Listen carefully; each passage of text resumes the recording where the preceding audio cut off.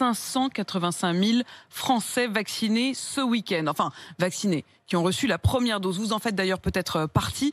Racontez-nous au 32-16 si vous avez pu être vacciné ce week-end. Gros coup d'accélérateur donc de la campagne vaccinale à Paris, à Marseille, à Calais, des vaccinodromes montés parfois en quelques heures, des stocks de vaccins dédiés aux départements les plus touchés, des doses jusque-là restées dans les placards ou des arrivages de vaccins Pfizer.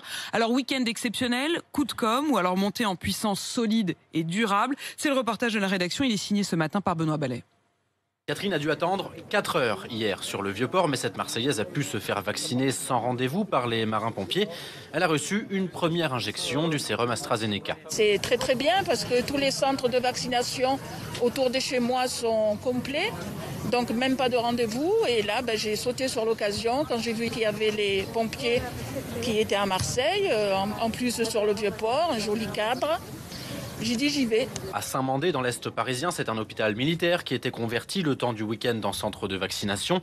Après des semaines de tentatives infructueuses, Annick et son mari Daniel sont parvenus à obtenir un rendez-vous. Ils sont désormais vaccinés et soulagés. C'est une très bonne initiative. Ça permet quand même de multiplier les vaccinations. Le Covid est quand même dangereux pour les personnes âgées comme nous, avec en plus des comorbidités.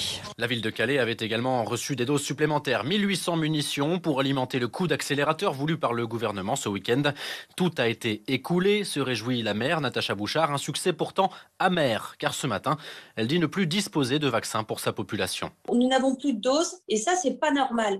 On est prêt, techniquement, on l'a prouvé. Si on avait près de 2000 doses par week-end et puis si on pouvait en avoir autant dans la semaine, oui, là, je dirais, ouais, top, là, on est au rendez-vous, mais on est loin d'y être. En déplacement dans les Hauts-de-France pour visiter des centres de vaccination, hier, Olivier Véran s'est félicité de l'effort exceptionnel fourni ce week-end. Mais attention, lui répond Jacques Battistoni, président du syndicat de médecins généralistes MG France, la vaccination, c'est une course de fond, pas une série de sprints. Et les centres éphémères qui vaccinent ce week-end, ils vaccinent avec un arrivage inattendu de vaccins Pfizer. Ils vaccinent parce qu'on a récupéré des doses d'AstraZeneca qui devaient traîner dans des centres de vaccination qui ne les utilisaient pas. Mais nous, on a besoin d'un flux assez régulier et d'avoir un prévisionnel. Pas qu'on nous dise le vendredi, attention, vous allez faire une opération coup de poing ce week-end. Bon, les professionnels le font parce qu'ils sont dévoués. Mais moi, je tire la sonnette d'alarme quand même. Je dis attention à ne pas les épuiser. Le ministre de la Santé l'a assuré, les livraisons de vaccins vont continuer d'augmenter. Elles seront en avril jusqu'à 5 à 6 fois plus importantes que lors de ces dernières semaines.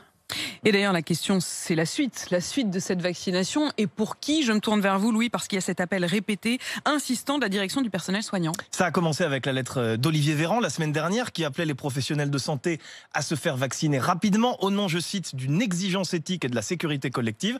Le professeur Alain Fischer, qui coordonne la stratégie vaccinale, s'est lui aussi exprimé. Il considère intolérable que seul un tiers des soignants ait pour l'instant reçu une piqûre. Et hier, dans le journal du dimanche, un collectif de 7 ordres professionnels, ordre des médecins, des infirmiers, des pharmaciens notamment, a publié une tribune pour inciter leurs collègues. Cela relève de votre devoir déontologique pour protéger vos patients et vous protéger vous-même, peut-on lire. Si ce débat monte, c'est parce que les hôpitaux sont des lieux de contamination. Selon Santé publique France, 27 000 patients y ont attrapé le Covid depuis le début de la crise, provoquant 186 décès. Pour l'instant, le gouvernement se refuse à rendre la vaccination obligatoire pour les soignants, mais il ne ferme pas la porte. Position répétée ce matin par le porte-parole Gabriel Attal dans les colonnes du Parisien. On fait d'abord le choix de la confiance, mais l'obligation reste une possibilité, dit-il.